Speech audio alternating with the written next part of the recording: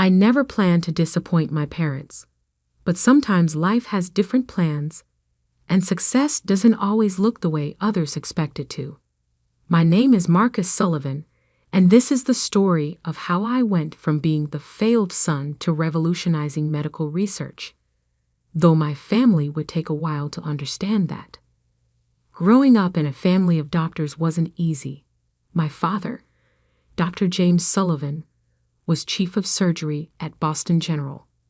My mother, Dr. Elizabeth Sullivan, ran a thriving private practice, and my sister Catherine, perfect, brilliant Catherine, was following directly in their footsteps, already in her residency at Mass General at just 27. Then there was me, the youngest, the one who was supposed to complete the family legacy.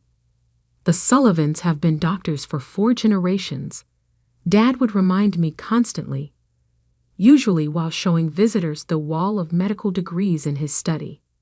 Your great-grandfather started the tradition, and every Sullivan since has carried it forward. I still remember the day I got my acceptance letter to Harvard Medical School. Dad actually cried, the only time I'd ever seen tears in his eyes. Mom threw an elaborate dinner party, inviting all their colleagues to celebrate. Our son, following the family tradition, she'd said proudly, raising her glass in a toast. For 2 years, I tried. God, how I tried. I memorized anatomical structures, studied biochemical pathways, learned diagnostic procedures. My grades were decent, not spectacular like Catherine's had been, but solid. Yet something felt wrong.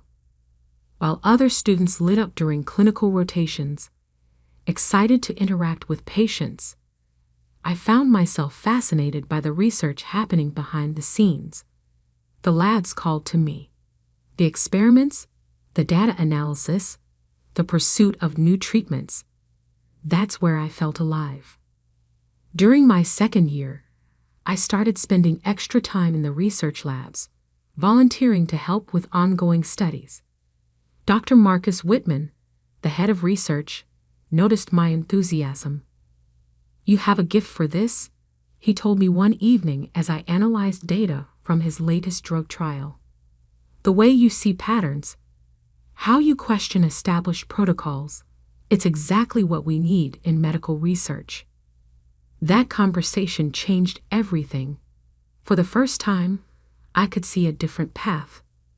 One that still helped people, still advanced medicine, but in a way that actually excited me.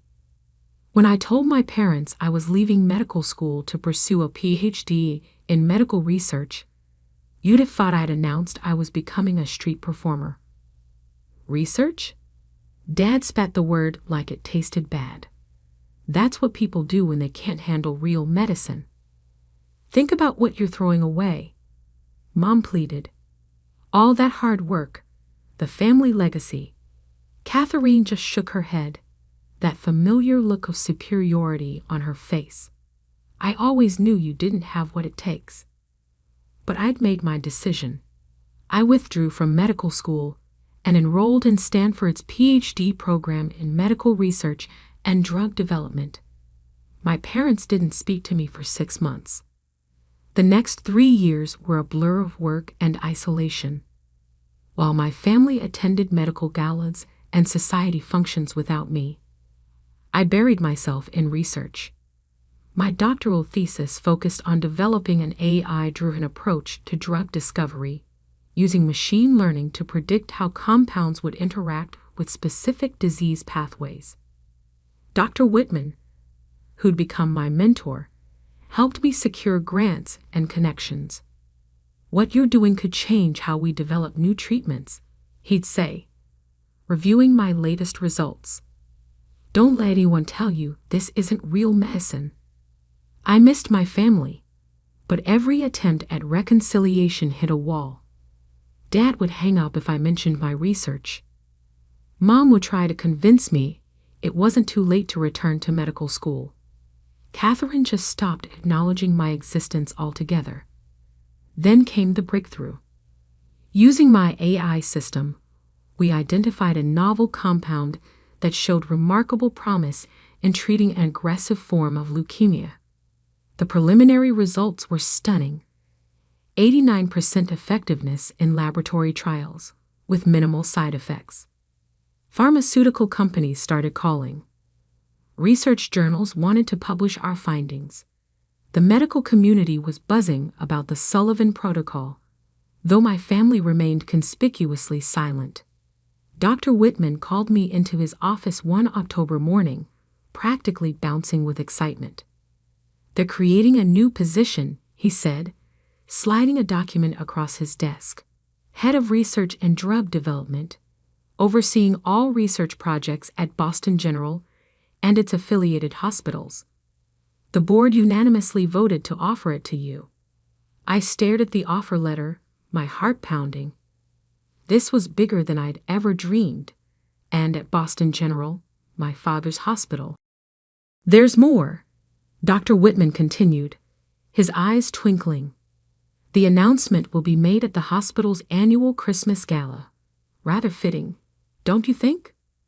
The gala, the biggest event of the hospital's social calendar, where my family would be holding court, as they did every year. "They don't know it's you yet," he added. "The board wanted to keep it quiet until the announcement. Only the hospital chief and I know." I thought about declining, about taking one of the other offers I'd received. But something in me wanted this. Wanted to prove that my path was just as valid, just as important as the one they'd chosen for me. The weeks leading up to the gala were surreal.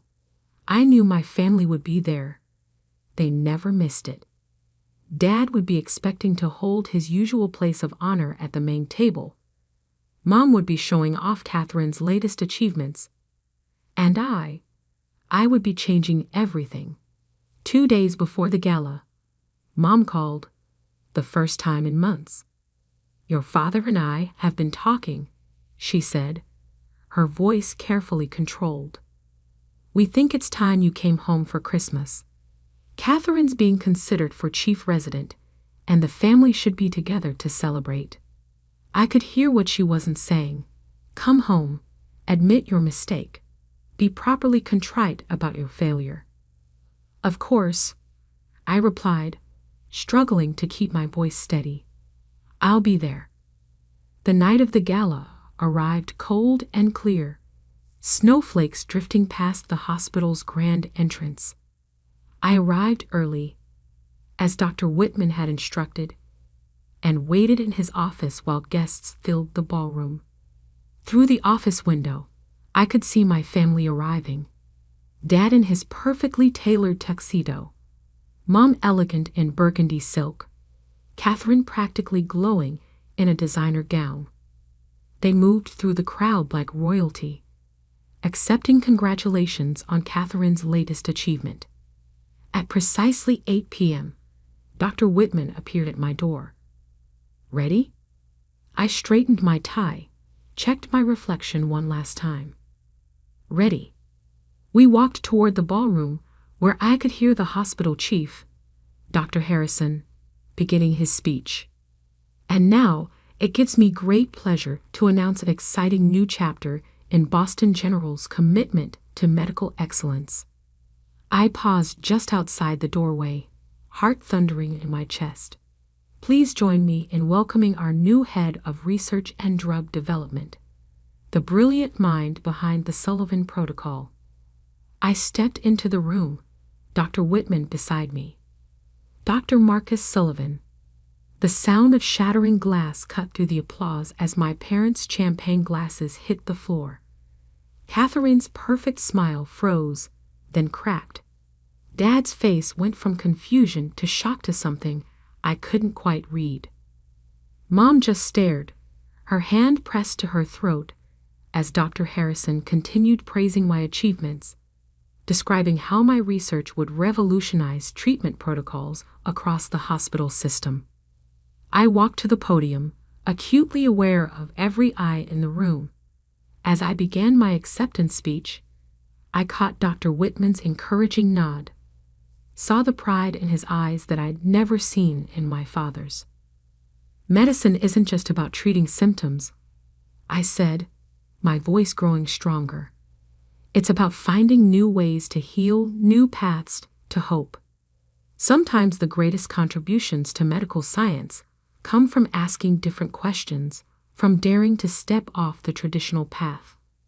The room burst into applause, but my family remained frozen, their world shifting beneath their feet.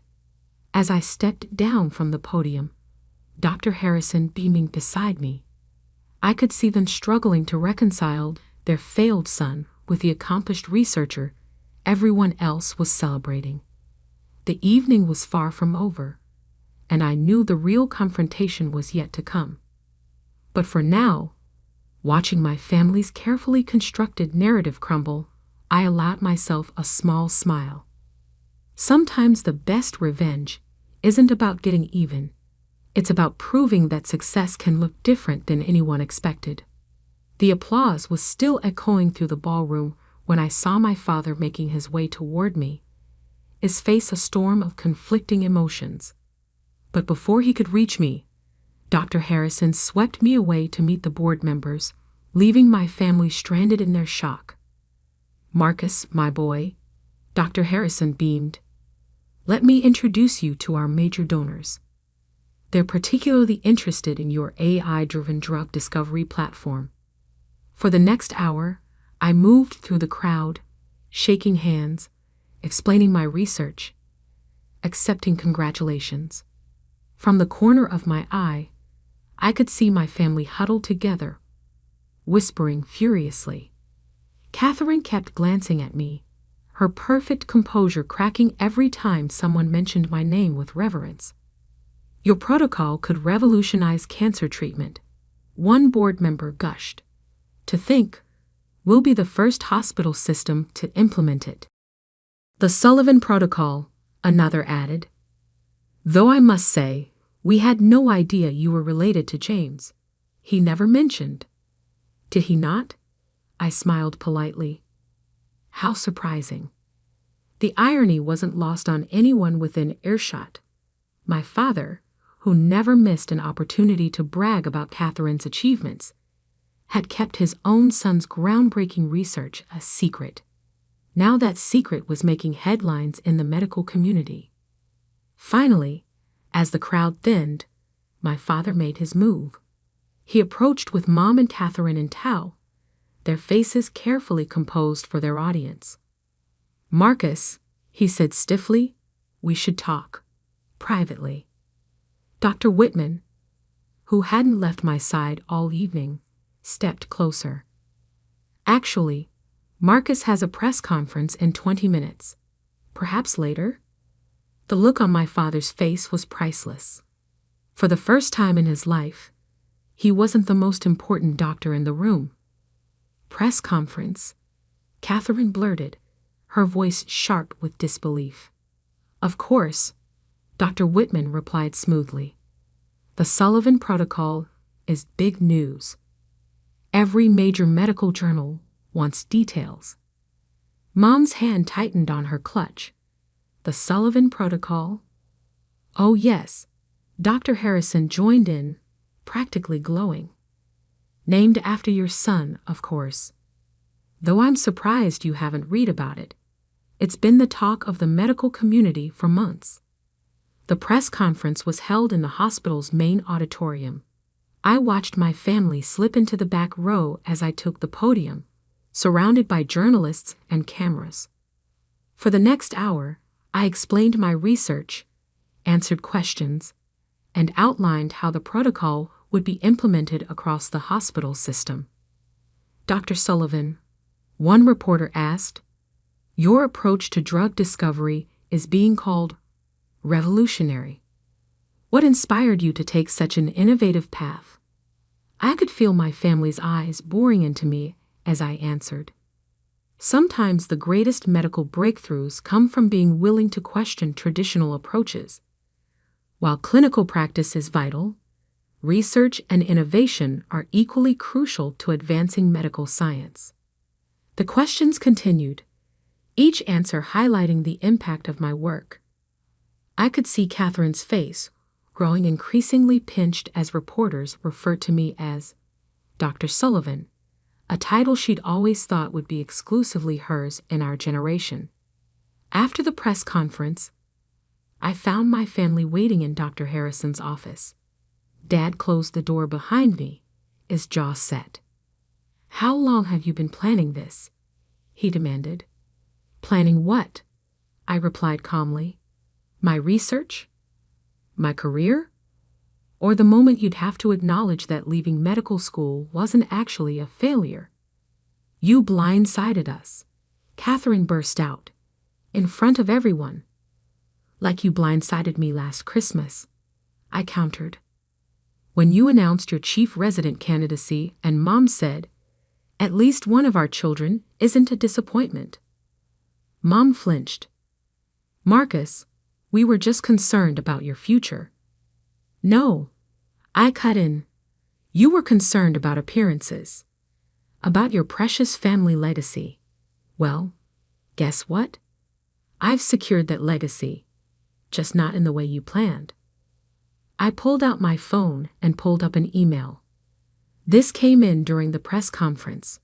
The Sullivan Protocol is being adopted by 3 major hospital systems across the country. There's talk of a Nobel nomination in a few years. Dad sank into a chair, looking suddenly old. "Why didn't you tell us?" "I tried. For 3 years, I tried to tell you about my research. You didn't want to hear it. You didn't attend my PhD defense, didn't read any of my published papers, didn't return my calls when the first trials succeeded. We thought." Mom began. "You thought I was a failure," I finished, "because I chose a different path. Because I dared to think that maybe, just maybe, there was more than one way to save lives." Catherine stood up straighter, her defense mechanism kicking in.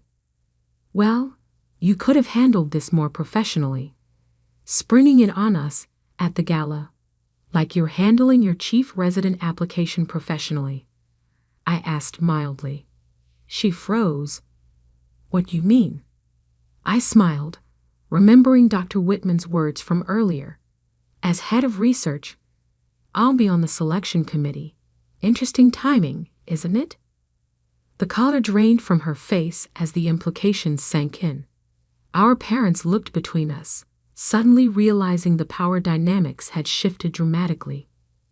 "You wouldn't," Catherine whispered. "Wouldn't what?" "Judge candidates fairly, based on their merits rather than family connections." "That's exactly what I'll do." I moved toward the door. "Now, if you'll excuse me, I have a department to run." "Marcus, wait," Dad called out. "What about Christmas?" I turned back, hand on the doorknob. "What about it? I believe I was told there's no place for failures at the Sullivan Christmas table." "We were wrong," Mom said quietly, tears in her eyes. "So wrong." "Yes, you were." I opened the door. "But don't worry. I'll be celebrating at the hospital's Christmas party instead. As guest of honor, I really shouldn't miss it." The next few weeks were a study in family dynamics under pressure. Word of my appointment and my research spread through Boston's medical community like wildfire. Colleagues who had snubbed me at my parents' parties now sought my attention. Hospitals that had rejected my fellowship applications years ago called with collaboration offers. Catherine's application for chief resident landed on my desk in early December. It was excellent. She'd always been brilliant. But there were other candidates, equally qualified, who hadn't spent years mocking their siblings' career choices. When the selection committee met, I recused myself from voting on her application, citing family connections. It was the professional thing to do. And it drove Catherine crazy, knowing she couldn't accuse me of bias either way. She got the position on her own merits, but the process taught her a valuable lesson about humility.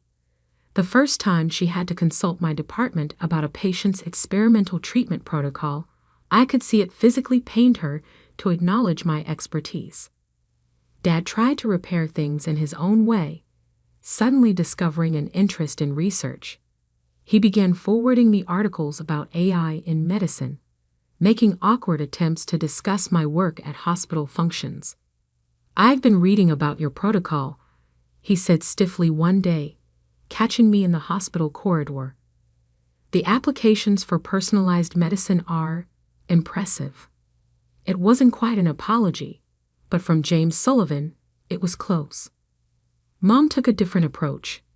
She started showing up at my office with lunch, listening as I explained my current projects. Sometimes I caught her looking at me with a mixture of pride and regret, perhaps finally seeing the son she'd had all along instead of the one she tried to force me to be. That Christmas, Dr. Harrison hosted a special dinner to celebrate the first successful treatments using the Sullivan protocol. 3 patients who'd been given months to live were now in remission, thanks to the precision-targeted therapies we developed. As I stood to give a speech, I saw my family in the audience. They weren't at their usual center table, commanding attention. Instead, they sat quietly, watching as their failed son received a standing ovation from the medical community they'd once thought would reject me. "Medicine isn't just about following established paths," I said, looking directly at them. "It's about having the courage to forge new ones. Every medical breakthrough in history came from someone who dared to think differently." After the dinner, Catherine approached me alone. "I was wrong," she said simply. "We all were." "Yes," I agreed, "you were." She smiled slightly. "Still not coming to Christmas dinner?" "Actually, I'm hosting my own this year. The research team has become quite a family." I paused. "You're welcome to join us, see what we're working on. If you can handle not being the only Dr. Sullivan in the room." She laughed, a real laugh this time. "I think I'm learning to handle that just fine." 5 years have passed since that night at the gala. The Sullivan Protocol has been implemented in hospitals worldwide, saving countless lives. Dad still struggles sometimes with my non-traditional path, but he's learned to brag about his researcher son almost as much as his surgeon daughter. Mom has become an unexpected advocate for medical research, starting a foundation to support innovative approaches to treatment. And Catherine, well, she's still Catherine, but now she calls me for advice sometimes, acknowledging that there's more than one way to be a medical pioneer. Last week, I received the National Medal of Science. As I stood at the podium, I could see my family in the audience. Really see them, without the weight of expectations and disappointment clouding their faces. "Success doesn't always look the way we expect," I told the crowd. "Sometimes it looks like failure, until the moment it changes everything." After the ceremony, Dad hugged me for the first time in years. "I'm sorry," he whispered. "I'm so sorry we didn't see it sooner." I hugged him back, feeling the last bits of old pain finally fade away. "It's okay," I said. "Some treatments just take time to work." Now when people talk about the Sullivan medical legacy, they don't just mean surgeons and clinicians. They mean researchers, innovators, pioneers. They mean me. Sometimes the best revenge isn't about proving others wrong. It's about proving yourself right, in ways no one could have imagined. And sometimes, just sometimes, that revenge changes not just your own life, but the lives of countless others. That's a prescription for success that any doctor would approve.